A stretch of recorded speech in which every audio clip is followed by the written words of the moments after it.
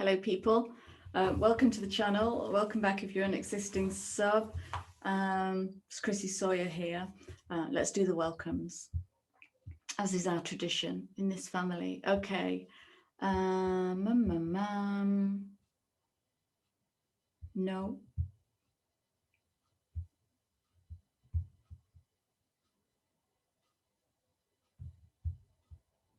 Bear with me. Sorry, I lost my notes. Okay, so 2 welcomes despite many new subs. Welcome to Son Fam. It's lovely to have you here, and welcome to T Sorensen. Also lovely to have you here. Thank you for sharing parts of your personal story. This is such a beautiful family.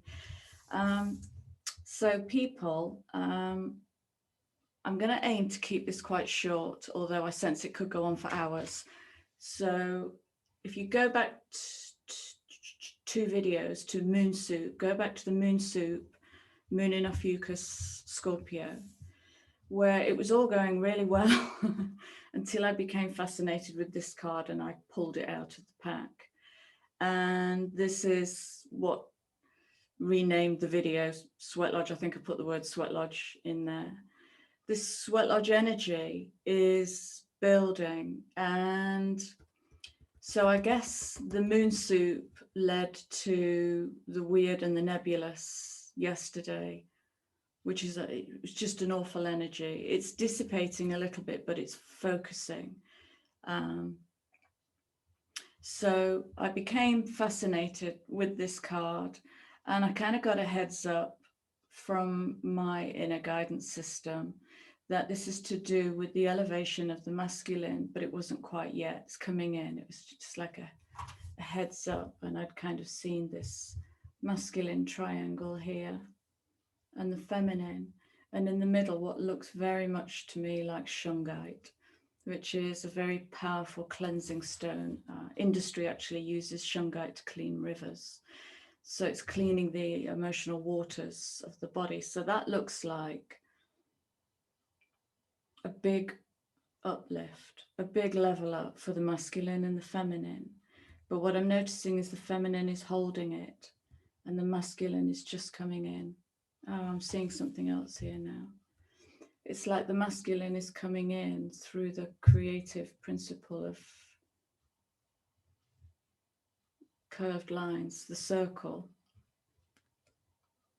So he's coming in through his feminine, and this is going to be part of the upgrade. And it's in us all. This isn't to do with men and women, although in the last 24 hours, it's presented in some shadowy masculine energy who are coming in actually to speak into this video. So top banana. So I want to go to the book on this. Now, these are the mini cards, so there's no book for this because the words are on the back.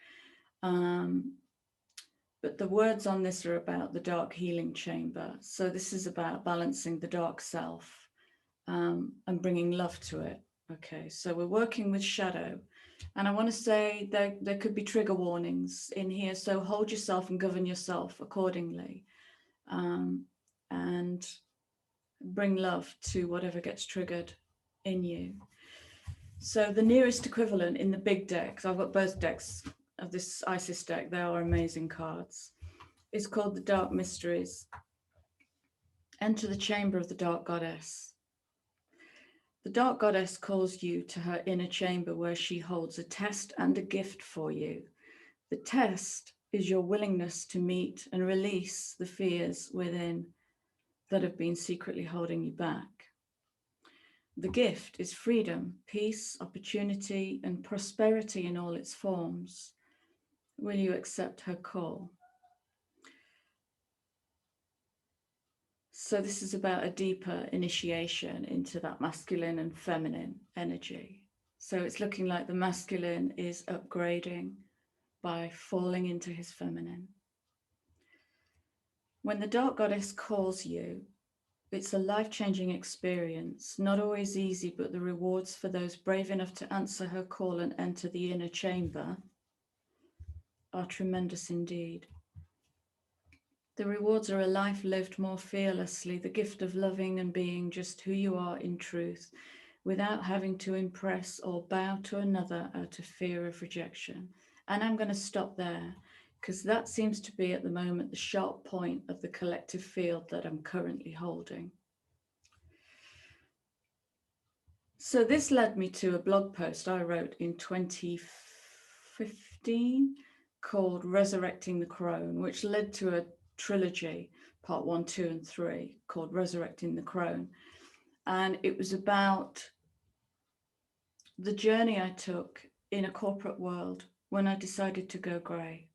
And it was a really powerful journey. And how I hit that at all levels, at the level of vanity and pride and ego. And then when I went into the process of it, what I was actually birthing was this raw feminine power. And it scared the crap out of me. Can I bring this to the world? Can I really be this in the world? Because when you bring that raw feminine power, and again, don't get attached to women and men, it's in everyone. And it will look different expressed through someone who identifies as a woman and someone who identifies as a man. It will look and sound different, but a raw feminine power doesn't seek to please. It's as simple as that. She comes, she brings it, and that's it. And so entangled into that is this having to impress or bow to another's fear of rejection, which was all wrapped up in this deciding to go grey in a corporate world that seeks to impress its clients. Okay, so I'll post the links for those blog posts if you want to read them. And I've scribbled some notes this morning because my dreams have been unbelievable. So about a week ago, I was sat in the garden just really tuning in to my environment and noticing all the sounds and the noises. And I just wrote this one sentence: the pulling in of the wheelie bins like rolling thunder. And I do these things that make no sense, and then I just leave them. And suddenly here today, I've read this again. It's like, oh, wow. The pulling in of the wheelie bin is opening the bin to look at the rubbish. The rolling thunder is, this is coming in. It's coming in. This elevation of the masculine within. And in men, that's going to present as some kind of way. In women too, but so I've heard sentences in the last 24 hours like, women that do all this inner work and yet they're still single. Like being with someone infers a value upon them, makes them valuable in society. Like without a partner, there's something else, there's something less than.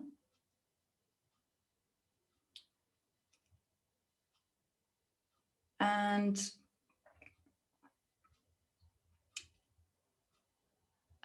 men talking about beautiful women in a way that does not get under the surface. A very, very, very wise man, one of my best mates in the corporate world, who I'm still in touch with, said, we were talking about this in a conversation, and he said, the problem with men is if they see the container, they will never see the woman. I think that was one of the crone conversations. We were talking about my greying hair. Okay. So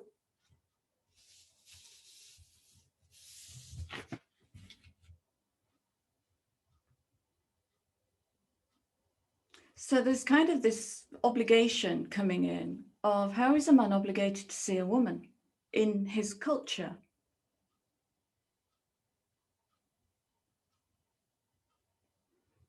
And at the moment, I'm watching Homeland like there's no tomorrow. I'm learning so much about culture. And let's say women in the Middle East and the culture around that. Let's say the true beauty that I can feel coming through an essential Muslim, you know, and that made me reflect on my culture, and my family are from Sri Lanka and Malaya. So in there's Muslim, there's Sikh, there's Roman Catholic, there's Christian. And in all of those, where they've become fractalized and augmented, where they're not in their essence. They've become a lot about the denigration of the feminine, which led me to this book. This is such a great book about the deletion of the feminine. Now, when we talk about the deletion of the feminine in society, then yeah, that's how she got deleted from religious iconography. She was slut shamed, made into a whore or a virgin, that kind of religious dogma. And I'm not going to read from that. And yeah, and that led me to just opening this book. This is one of my oldest books, but I'm so fond of it. And I just use it like a deck of cards and just open it. And these two beautiful sentences: like attracts like. Whatever the conscious mind thinks and believes, the subconscious identically creates. So if your belief, okay, let's make it personal. I'll share a personal story. I would dearly love to get out of bed, throw on a hoodie and come to camera, because that's when the inspiration hits. But there's a part of me that needs to be a certain way in front of a camera. Now that's my conscious belief. So my subconscious is manifesting that. And what that's doing is it's going to create a slight inadequacy in the power of who I am. Okay. And that's in so many people that I know. So yeah, I'm having a personal insight here into something that's happening at the moment. Okay. And the other phrase, so that like attracts like is from Brian Adams' How to Succeed. We are injured and hurt emotionally, not so much by people or what they say or don't say, but by our own attitude and our own response. Maxwell Maltz, Psyche Cybernetics. By our own attitude and our own response. So who do we defer to? What system do we defer to? Because this is like this is closing out a massive cycle. We're in a 9-month, and all of these karmic cycles are being closed. I'm sensing with the time, because I know I've got a client coming in shortly, but this is just going to kind of be a precursor to what I want to do next. Might look something like a Sweatlodge, might look something like, people, if you feel this shadow within you, then see me at the next video. Bring a journal and some water and some tissues. I don't know where it will go, but there's work to be done here in really voicing through the shadow aspects, not only of the masculine. I'm sure the feminine will come in, but we'll do a masculine and a feminine look-see and see what's in the system. But there's definitely some shady masculine energy coming out that's ready to be elevated. Okay, so that's going to ask a really big question of, how do we see each other? How does the masculine see the feminine? And how does the feminine see the masculine? Because in his, let's say,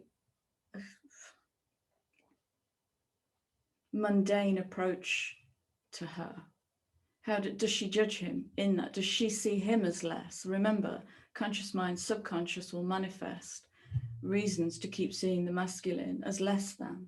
So there's mirrors all over this. But yeah, this little beauty came out for a reason, and here it is. And it's happening in the heart and the throat. I'm really holding this something in the throat. The heart actually became painful yesterday after making that video, but I just sat with it and rested into it, and that's really easing now, but which means it's rising up now. It's in the throat, wants to be expressed. So I'm going to come back to camera after this, and let's read into these and just see what comes. So I'm going to leave you with my love and my curiosity and my willingness to explore, and I hope you can bring the same if you come back. So for now, lots of love. Take care. I'll see you later. Bye.